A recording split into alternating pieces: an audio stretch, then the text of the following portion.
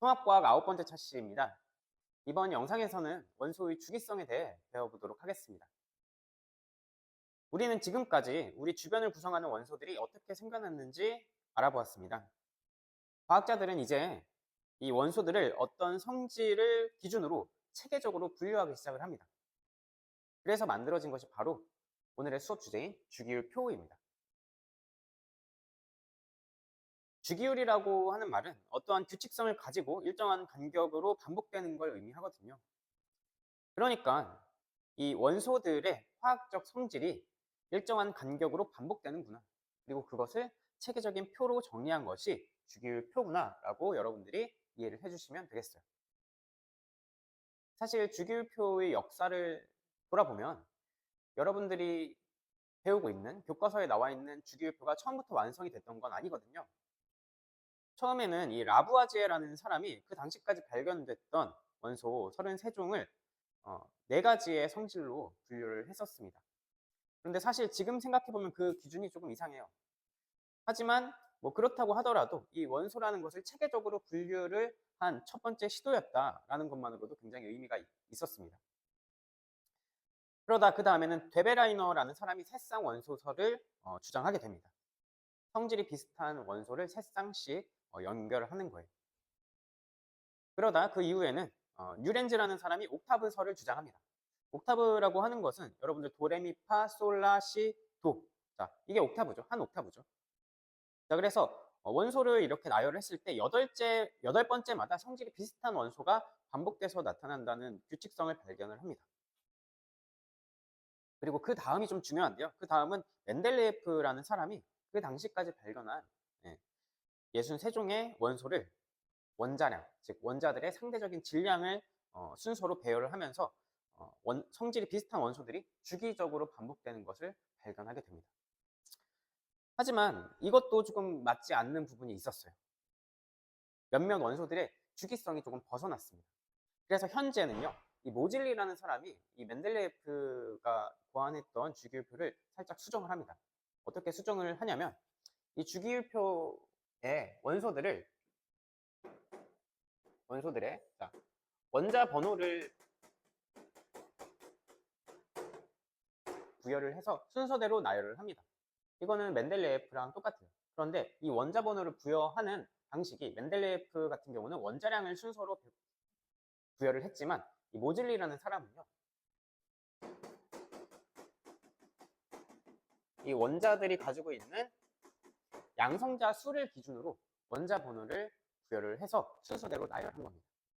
자, 그러면은 이 주기율표를 봤을 때 원자 번호 1번이 수소거든요. 수소는 양성자 수가 몇 개예요? 네, 1개죠. 우리 빅뱅 우주론 할 때 배웠죠? 자, 원자 번호 2번은 헬륨이에요. 헬륨은 양성자 수가 몇 개예요? 네, 2개입니다. 원자 번호 3번은 리튬. 리튬은 양성자 수가 그럼 3개. 그다음 원자 번호 4번은 베릴륨. 베릴륨은 양성자 수가 4개. 이런 식으로 양성자 수에 따라서 원자 번호를 순서대로 부여를 해서 나열을 했습니다.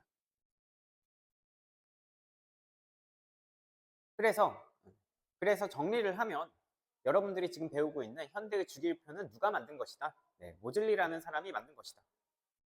그리고 양성자 수를 바탕으로 원자 번호를 매겨 화학적 성질을 기준으로 배열한 것이구나 라고 이해를 해주시면 되겠어요. 그럼 이제 본격적으로 주기율표를 분석해 볼 건데, 주기율표는 어쨌든 표잖아요.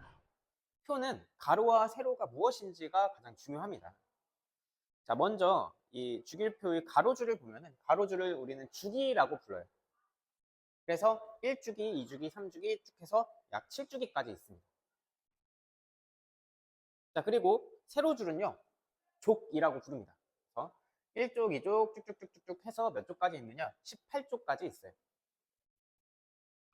자, 그러면은 이 주기와 족이 의미하는 게 무엇인지 이제 설명을 해보려고 합니다. 먼저 주기가 무엇을 의미하는지 알아볼 건데요. 그러기 위해서는 원자의 구조에 대해서 조금 알아야 합니다. 원자의 구조는 우리 배웠죠. 원자는 원자 핵이 있고요. 그 주변에 전자가 존재하고 있습니다. 그런데 보어라는 사람이 제안한 원자 모형에 따르면 이 원자핵 주변에 있는 전자들은 무작위로 존재하는 것이 아니라 특정 궤도 안에서만 움직일 수 있다라고 얘기를 하고 있습니다. 물론 현대 과학에서는요, 이 전자가요, 특정 궤도에만 존재하는 것이 아니라 확률적으로 존재한다라고 하는 전자 구름 모형을 설명하고 있습니다. 하지만 그건 너무 복잡하고 어려우니까 여러분들은 그냥 보어의 원자 모형에 따라서 전자가 특정 궤도를 따라 움직이고 있다라고 배우고 있고요. 그 특정 전자가 움직일 수 있는 궤도를 우리는 전자 껍질이라고 얘기를 합니다. 그리고 이 주기가 의미하는 것이 바로 전자 껍질 수입니다. 그러면 1주기라면 전자 껍질이 몇 개요? 네, 1개를 뜻하고요. 2주기는 전자 껍질 수가 2개, 3주기는 전자 껍질 수가 3개 이렇게 되는 겁니다. 알겠죠? 이 전자 껍질에 대해 조금 자세히 알아보면 선생님이 여기 그림을 그려놨어요. 가운데 원자 핵이 있고요. 그 바깥으로 전자가 존재할 수 있는 특정 궤도인 전자 껍질이 있습니다. 이 전자 껍질의 특징은요. 일단 전자 껍질마다 특정 에너지 준위를 가지고 있습니다. 에너지 준위라고 하면 이 껍질이 가진 에너지의 수준이다 정도로 이해를 하시면 되겠어요. 그리고 이 원자 핵과 가까운 전자 껍질일수록, 즉 더 안쪽에 있는 전자 껍질일수록 가지고 있는 에너지 준위가 낮습니다. 그리고요, 이 전자들은요, 에너지 준위가 낮은 껍질부터 차례대로 채워지게 돼요. 그러면은 전자가 채워질 때 가장 안쪽에 있는 껍질부터 채워진다라고 이해할 수 있겠죠. 그리고요, 이 전자 껍질은요, 껍질마다 최대로 들어갈 수 있는 전자의 수가 있습니다. 일단 원자 핵과 가장 가까운 가장 안쪽에 있는 전자 껍질은요, 최대로 2개까지 전자가 들어갈 수 있어요. 그리고 그 다음 껍질, 두 번째 껍질에는 최대 8개가 들어갈 수 있고요. 그 다음 세 번째 껍질에는 최대 마찬가지로 8개 들어갈 수 있습니다. 여러분들은요, 여기서는 이 전자 껍질 3개까지만 배울 거니까 여기까지만 알고 계시면 될 것 같아요. 자, 그럼 연습 한번 해볼게요. 자, 여러분 리튬이 있어요. 이 리튬은 원자 번호가 몇 번이죠? 3번이죠. 그럼 양성자 수가 몇 개일까요? 네, 3개겠죠. 그럼 전자는 몇 개일까요? 자, 이 원자는요, 기본적으로 전기적으로 중성이 되어야 해요. 그럼 양성자가 3개라면은 자, 플러스 3의 전하를 띠겠죠. 그럼 이것이 중성이 되려면 전자도 몇 개 있어야 돼요? 네, 3개가 있어야 되겠죠. 그래서 리튬은요, 전자가 3개가 있습니다. 그럼 이 3개의 전자를 한번 전자 껍질에 채워 넣어 볼게요. 자, 전자 껍질에 채울 때 가장 안쪽에 있는 껍질부터 채워진다고 했죠. 자, 그래서 첫 번째 껍질에 전자가 들어갈 건데 이 첫 번째 껍질에는 최대 몇 개까지 들어갈 수 있어요? 2개 들어갈 수 있어요. 리튬은 전자가 3개니까 2개 다 채워 넣어야 되겠죠. 자, 이렇게 2개 들어갈 수 있습니다. 자, 그래도 전자 몇 개 남아요? 하나 남죠. 그 하나 남은 전자는 어디에다가 배치를 하면 돼요? 네, 그 다음 껍질에 배치를 하면 돼요. 그 다음 껍질에 전자 하나 들어갑니다. 자, 이렇게 하면 전자 배치가 끝났죠. 자, 그러면은 리튬은 전자 껍질이 몇 개 있어요? 2개 있죠. 그래서 리튬은 몇 주기이다? 2주기이다 라고 하는 겁니다. 자, 한 가지 더 연습을 해볼게요. 자, 비슷하게. 자, 이번에는 나트륨을 해보겠습니다. 자, 나트륨은 원자 번호가 몇 번이냐면 11번입니다. 11번이면 양성자수 몇 개? 네, 11개. 그럼 전자수 몇 개? 똑같이 11개. 11개의 전자를 이제 채워볼 건데 가장 안쪽 껍질에 몇 개 넣을 수 있다고 했어요? 2개 넣을 수 있죠. 자, 그리고 그 다음 껍질에 최대 몇 개 넣을 수 있어요? 네, 8개 넣을 수 있어요. 그럼 8개 다 넣습니다. 자, 그럼 몇 개 됐어요? 10개 됐죠. 그래도 1개가 남죠. 그 하나의 전자는 그 다음 껍질에 이렇게 넣어주면 되겠어요. 그럼 나트륨은 전자 껍질이 몇 개 필요해요? 네, 3개 필요하죠. 그래서 나트륨은 몇 주기? 3주기라고 하는 겁니다. 이해가 됐죠? 자, 이렇게 해서 원자번호, 주기율표의 주기에 대해서 좀 설명을 해봤고요. 그 다음은 족에 대해서 좀 얘기를 해볼 겁니다. 하나만 더 연습을 해볼 건데 여러분들 네온이 있습니다. 네온은 원자번호 몇 번이에요? 10번이죠. 그러면 양성자 수 10개. 그럼 전자 수도 10개겠죠. 10개의 전자를 채워 넣어 보겠습니다. 일단 가장 안쪽에 있는 껍질은 몇 개 들어갈 수 있어요? 2개 들어갈 수 있죠. 자, 그리고 그 다음 껍질에 몇 개 들어갈 수 있어요? 네, 8개 들어갈 수 있습니다. 자, 이렇게 하면은 이제 10개의 전자가 모두 채워졌죠. 그럼 네온은 전자 껍질 몇 개 필요해요? 2개 필요하죠. 그래서 2주기입니다. 이렇게 해서 주기의 의미에 대해서 좀 알아봤고요. 이제 족이 무엇을 의미하는지를 설명을 하려고 합니다. 자, 그런데 그러기 위해서는 여러분들 자, 이 전자 껍질에 마지막에 있는 이 전자를 조금 주목을 해주셔야 돼요. 얘네들은 좀 특별하거든요. 왜냐하면은 원자들이 화학 반응을 할 때 실질적으로 이 화학 반응에 참여하는 것이 이 가장 바깥쪽에 있는 전자들입니다. 그래서 얘네들은 좀 특별하고 중요하기 때문에 이름 따로 붙여줘요. 뭐라고 붙이냐? 자, 원자과 전자라고 부릅니다.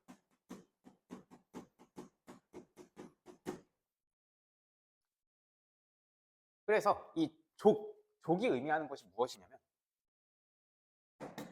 바로 원자과 전자 수를 의미합니다. 그런데 여러분들 이제 한 가지 조금 알아야 되는 게 원자과 전자 수 그대로가 아니라 이 족의 번호의 1의 자리수가 즉 원자과 전자 수를 의미합니다. 그러면요. 자, 우리 1족이면 원자과 전자 수가 몇 개? 1개. 2족이면 원자과 전자 수가 2개죠. 그리고 우리는 이 주기율표를요. 여러분들 교과서에 있는 전체 주기율표 다 배우지 않을 거고요. 좀 생략해서 배울 거예요. 3족부터 12족까지는요. 생략을 할 겁니다. 자, 그러면 이제 몇 족으로 넘어가요? 12족 다음에 13족으로 넘어가죠. 그럼 13족에 1의 자리 수가 원자과 전자 수라는 말이에요. 그럼 13족의 1의 자리 수는 3이죠. 그럼 원자과 전자 수는 3개. 14족은 4개, 15족은 5개, 16족은 6개, 17족은 7개. 이렇게 할 수 있어요. 그런데 이 원자과 전자라는 용어를 자, 무엇과 조금 구분을 해주셔야 되냐면 바로 최외곽 전자와 동일하게 생각을 하면 안 됩니다. 최외곽 전자라는 것은 말 그대로 가장 바깥쪽 전자 껍질에 있는 전자를 의미해요. 그런데 사실 이 1족부터 17족까지는 원자과 전자와 최외곽 전자의 의미가 동일하거든요. 왜냐하면 자, 가장 바깥쪽 껍질에 있는 전자가 실질적으로 화학 반응에 참여하는 전자이기도 하니까요. 그런데 누구 때문에 이게 성립이 되지 않느냐? 바로 18족 원소 때문에 성립이 되지 않습니다. 자, 18족 원소들은요. 전자 껍질에 전자가 모두 꽉 차 있습니다. 즉, 가장 바깥쪽 전자 껍질에도 전자가 꽉 차 있어요. 아까 우리 네온 했었죠. 네온은 18쪽입니다. 가장 바깥쪽에 있는 전자 껍질에 전자 몇 개예요? 8개. 꽉 차 있죠. 자, 이러면은 굉장히 안정한 전자 배치 상태이기 때문에 이 전자들은요. 화학 반응에 굳이 참여하지 않습니다. 자기는 이미 충분히 다 가졌으니까 여기서 더 이상 변화를 주기 싫어하는 거죠. 그래서 18쪽 원소 같은 경우는 이 네온을 얘기를 해보면 얘는 최외곽 전자 수는 8개예요. 그런데 이들은 이 8개의 최외곽 전자들은 화학 반응에 참여하지 않습니다. 그러면 실질적으로 원자과 전자 수라고 하면은 원자과 전자 수는 몇 개라고 할 수 있어요? 8개가 아니라 0개라고 할 수 있습니다. 그러면은 다시 얘기해 보면은 1족은 원자과 전자 몇 개? 1개. 2족은 2개. 13족은 3개, 14족은 4개, 15족은 5개, 16족은 6개, 17족은 7개. 그리고 마지막 18족은 원자과 전자 몇 개? 0개입니다. 왜냐? 가장 바깥쪽에 있는 최외곽 전자들이 실질적으로 화학 반응에 참여하지 않거든요. 매우 안정한 전자 배치이기 때문에. 이해가 됐죠? 그래서 이 같은 족의 원소들은 결국 원자과 전자 수가 같겠죠? 그로 인해서 원소들의 화학적 성질이 비슷해집니다. 예를 들어서 이 1족 원소들은요, 모두 다 원자과 전자 수가 하나예요. 그러면은 실질적으로 이 화학 반응에 참여하는 전자는 요거 하나뿐이니까 이 원자과 전자 하나에 대한 성질이 나오겠죠. 또 2족 원소들은 공통적으로 원자과 전자 2개 가지고 있으니까 실질적으로 화학 반응에 참여하는 것도 이 2개뿐이에요. 그러면 이 원자과 전자 2개에 대한 또 화학적 성질이 공통적으로 나올 겁니다. 그래서 같은 족의 원소들은 화학적 성질이 비슷하다까지 여러분들이 알아주셔야 합니다. 그래서 보통 족 하면은 가족 생각하라고 하거든요. 가족끼리는 성격이 좀 비슷하니까. 이렇게 해서 주기율표의 주기와 족의 의미에 대해서 살펴보았고요. 마지막으로 이제 여러분들 오늘 배운 내용 좀 정리를 하는 시간을 갖도록 하겠습니다. 자, 아까 선생님이 여기 몇 개의 원자에 대한 전자 배치를 그렸었는데 요거 가지고 좀 정리를 해볼게요. 일단 이 리튬 같은 경우는요. 리튬 같은 경우는 자, 일단 원자 번호. 이 원자 번호는 누구랑 똑같다고 했어요? 네, 양성자 수랑 똑같다고 했죠. 그리고 이 양성자 수는 곧 어떤 것의 숫자와 똑같아요? 네, 전자의 수와 똑같습니다. 자, 리튬은 이 모든 것이 다 숫자가 어떻게 된다? 3이다. 원자 번호도 3번, 그리고 양성자 수 3개, 전자 수도 3개. 3이다. 자, 그리고 이 리튬은 지금 전자가 3개이기 때문에 전자 껍질 몇 개 필요했죠? 2개 필요했죠. 그래서 리튬은 전자 껍질 수가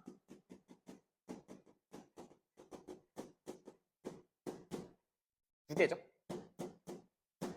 그럼 몇 주기이다? 네, 2주기이다. 그리고 마지막으로 원자과 전자수. 리튬의 원자과